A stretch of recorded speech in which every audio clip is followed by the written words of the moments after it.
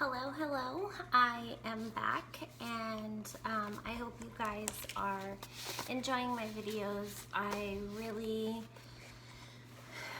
hope that I am at least making a knowledgeable difference to someone out there who needs it, and it's helping for myself in my situation. I truly want to make an impact on someone who is suffering from the same circumstances: abuse, domestic violence, toxic relationships, codependency, to just give them some insight and knowledge about their current situation and what they can do to move past that. So today I'm going to talk about moving beyond codependency. And codependency is a learned behavior. This means that you can learn a new way, a different way of interacting with others so that you can move forward. So codependency is not a deep addiction. It's something that you can recover from. So the first things that you can do to move beyond codependency is communicate. Communicate how you feel directly to a person that you are involved with in a situation. So often you kind of spend your time telling other people how you feel about a situation, but don't tell the person that's directly involved in the situation. So outsiders, you kind of express your feelings to, rather than communicating with the person who is involved in that situation, of making you feel a certain way, causing problems.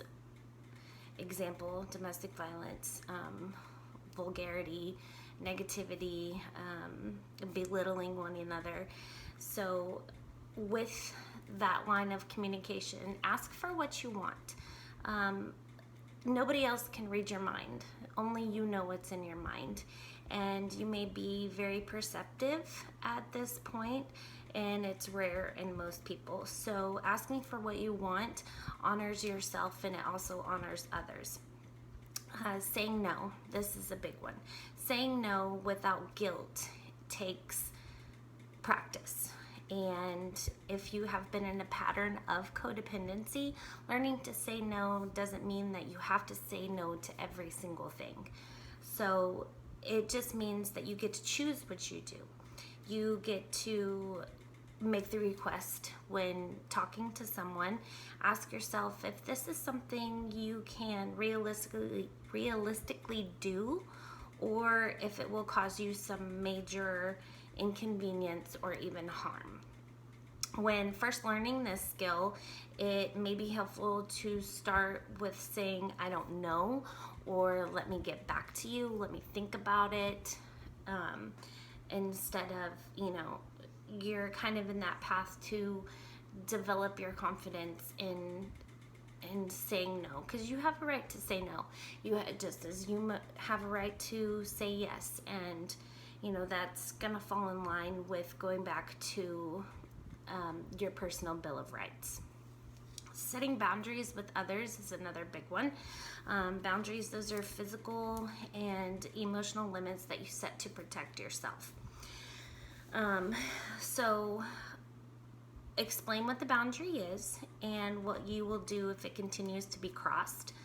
Follow through and be consistent with those. Recognize unhealthy boundaries. So examine your current boundaries and your response to those behaviors of how others treat you tells them whether or not what they are doing is okay. Set internal boundaries with yourself. Now, internal boundaries, those protect your thoughts, your feelings, and your behaviors. Now, you have the power to choose everything over your life. You have the power to,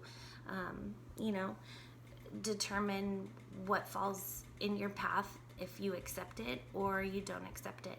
You determine your future. You determine the path that your life is set on by the decisions that you make. So what other people say about you is really more a reflection of who they are rather than who you are. So you need to set those internal boundaries for yourself, and don't let them be poor boundaries, because how someone sees you is not at all who you are in any form or fashion. And last but not least, make yourself a priority. This is not a selfish act. Take care of yourself. If you are a person who is confident, and you are not codependent, your tendencies will usually tend to be on yourself, and that's not a bad thing. Someone who has low self-esteem, someone who is codependent, their focus is necessarily on the significant other, the person whom they are codependent upon.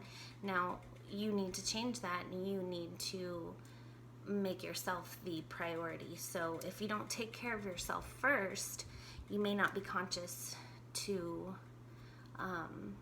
help others or help the relationship that you're in. So when you're in a relationship, you need to have yourself as a priority, because if not, you're going to lose yourself in that relationship, and you're going to become a product or a possession of that other person. And that's not what you want, because that's falling in the lines of manipulation, being controlled, and that's what you need to prevent. And I don't want that for you.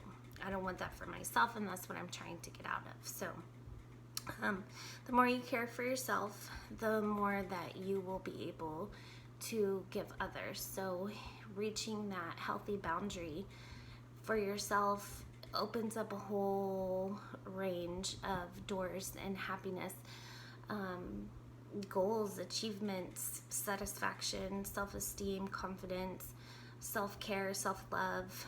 It is a whole new world out there once you reach that ultimate self-satisfying goal of, making yourself a priority, because only you know what you want, and only you can obtain that.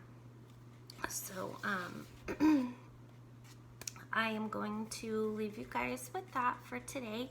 Again, if you have any comments, suggestions, please submit them below. Share, subscribe, get other people to watch. Maybe if you know someone who's going through a difficult situation, kind of, send them to my videos. I try to be subtle. I try to explain it in like an everyday conversation. So forgive me if I have hiccups every now and then, but I'm advocating for myself, and I want other people to understand that they can do the same thing for themselves, because the situation that they are in is not something that they need to make permanent.